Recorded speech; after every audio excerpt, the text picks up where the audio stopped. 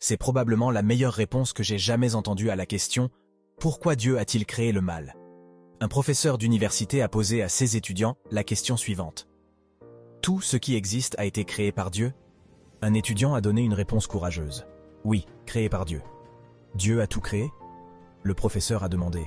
Oui, monsieur, répondit l'étudiant. L'enseignant a demandé. Si Dieu a tout créé, alors Dieu a créé le mal, puisqu'il existe. Et selon le principe que nos actions nous définissent, alors Dieu est méchant. L'étudiant est devenu silencieux après avoir entendu une telle réponse. L'enseignant était très satisfait de lui-même. Bravo aux étudiants pour avoir prouvé une fois de plus que la foi en Dieu est un mythe. Un autre étudiant a levé la main et a dit « Je peux vous poser une question, professeur ?»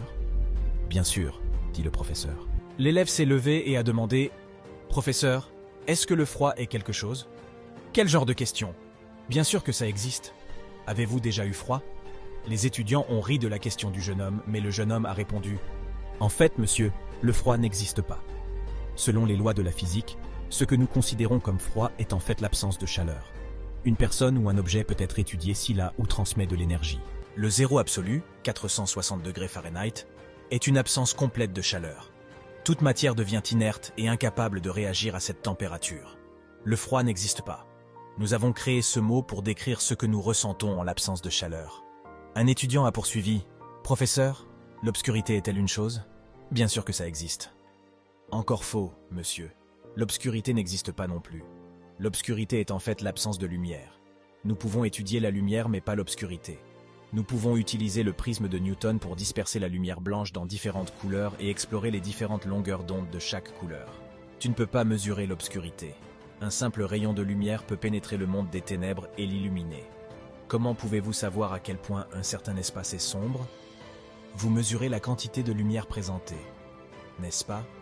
L'obscurité est un terme que l'homme utilise pour décrire ce qui se passe en l'absence de lumière.